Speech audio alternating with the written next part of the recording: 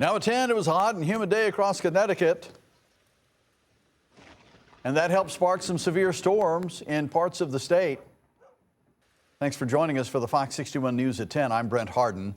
Could there be some more unsettled weather on the way? Chief Meteorologist Rachel Frank joins us now with a look at what's ahead. Rach? Yeah, I think we're going to do today's weather all over again tomorrow. So once again, we have a weather impact alert in effect for the heat.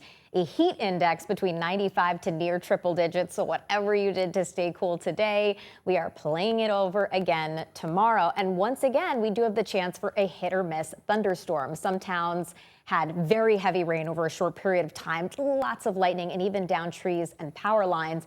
Other towns stayed completely dry, and that'll be the case again tomorrow between 3 to 10 p.m. Storms are hit or miss, but the ones that hit could be strong. So make sure you're staying weather aware and you have a way of getting weather alerts. We might not be completely done just yet. If you look to the west, we still have some showers and thunderstorms out there. These should continue to weaken somewhat as they move back into Connecticut, but I can't rule out a few leftover showers after 11 o'clock and maybe even a few rumbles of thunder. I think the severe weather risk has gone down a lot, though. Temperatures right now are in the 70s for most of the state, and it will be a warm and humid night ahead. Here's a look at the future radar, again showing that chance for showers and maybe a little bit of thunder as that line approaches and moves back in again. Overnight lows will stay near 70, and we could see areas of patchy fog as we head towards daybreak.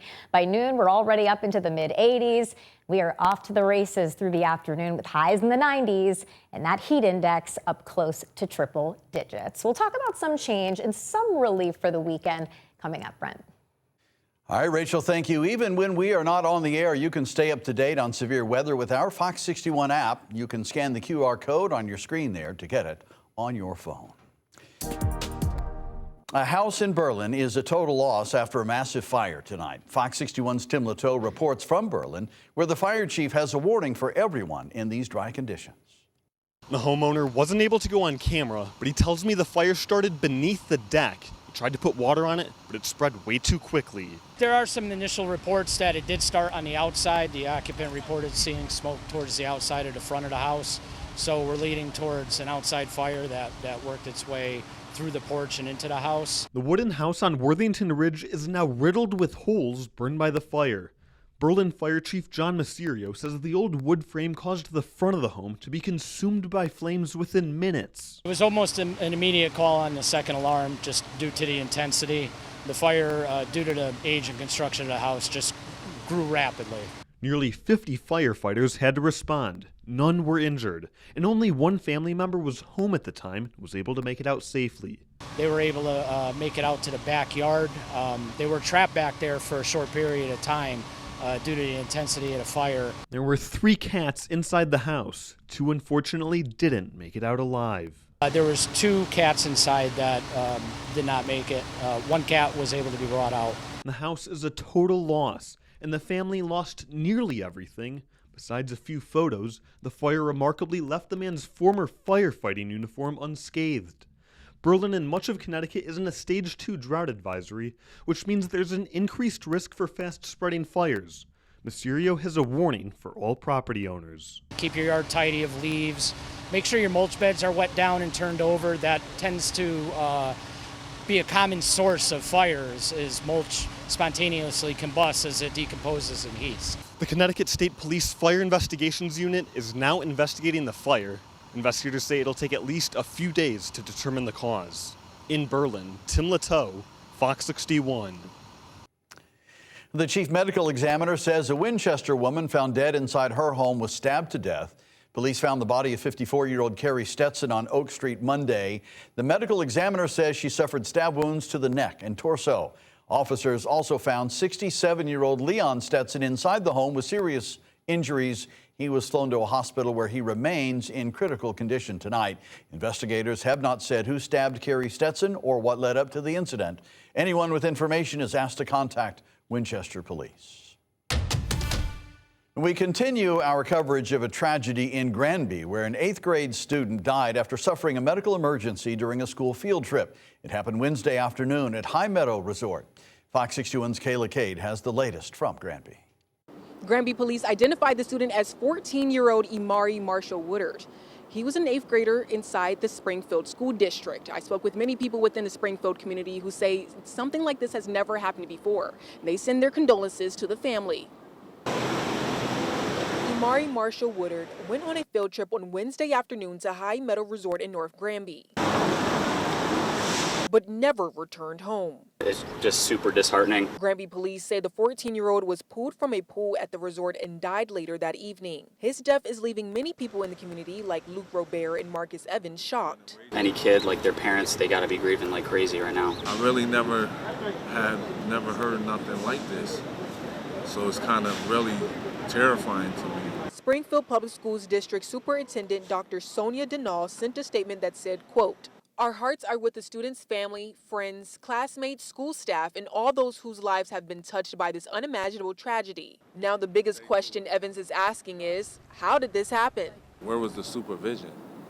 Who was supervising those kids? Who was authorized to supervise those kids?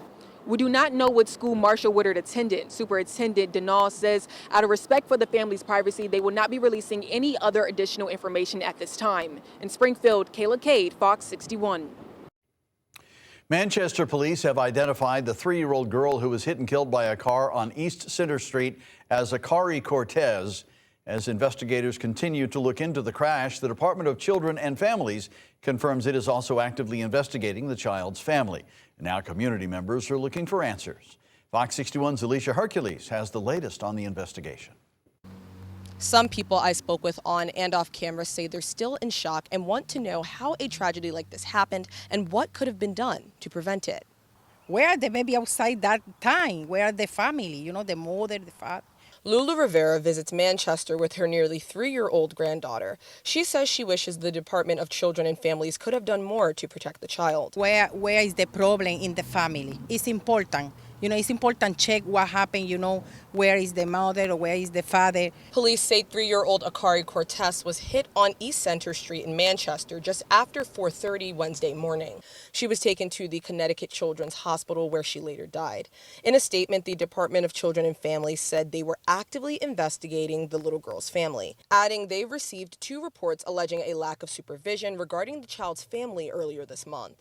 In wake of this tragedy, people like Scott Sandy have been bringing flowers and stuffed animals to a memorial on East Center Street in honor of Cortez. It's an unfortunate incident. Things came together, and now it's a horrible tragedy. But, you know, we have to pray for the family, the child, of course. DCF says they're working with law enforcement to figure out exactly what caused this tragedy. In Manchester, Alicia Hercules, Fox 61. A 3-year-old girl died after being hit by a train last night in Springfield. Authorities have not released details about how the accident occurred, and the investigation remains active. Fox 61 has reached out to Amtrak for additional information and a statement, and we are still waiting to hear back. Well, some parents in New Haven are outraged tonight after learning a teacher in the district was charged with hitting a child. Fox 61's Kay Pattyfoot spoke with them about their concerns. Parents tell me no teacher should put their hands on a child.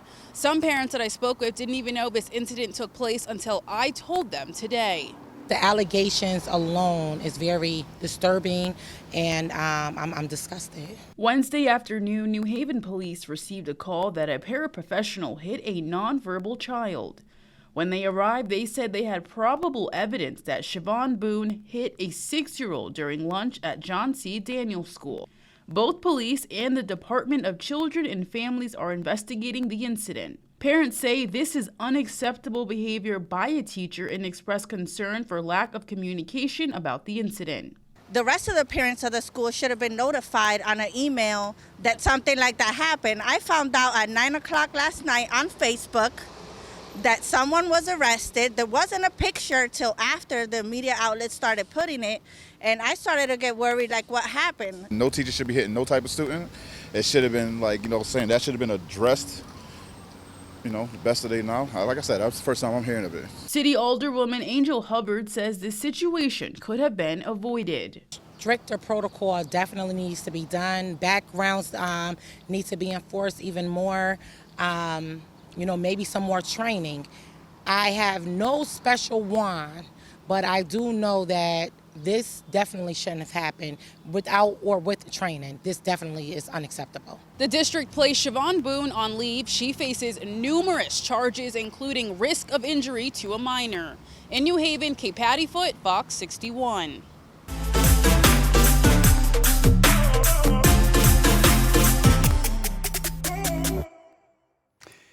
With the World Cup buzz building, Pratt Street in Hartford has turned into a soccer hotspot. Fans are there right now watching South Korea take on the Czech Republic. And this time tomorrow, it'll be packed with fans cheering on the U.S. as the team takes on Paraguay. Fox 61's Priscilla Meza has a look at what's in store. Here on Pratt Street, soccer fans won't just be watching the World Cup, they'll be experiencing it. The American Outlaws Hartford chapter is teaming up with local businesses to host watch parties for every U.S. soccer match. The street will be closed to traffic, filled with fans, and even a 15-foot screen to catch all the action. Organizers say it's about more than just the game. It's about community, culture, and bringing people together. At the end of the day, Mundial, it is Copa Mundial, it's a party, right? We saw it today with the Mexico game, and tonight I'll be watching South Korea. It's a good time, and if you don't get into it, I don't know if you even have a heart. From chants and drums to a high-energy crowd, organizers hope to create an atmosphere that feels like you're right there in the stadium. And they say whether you're a die-hard fan or just curious, everyone is welcome. The first watch party kicks off with the next U.S. match, and organizers say they're expecting a big turnout. In Hartford, Priscilla Meza, Fox 61.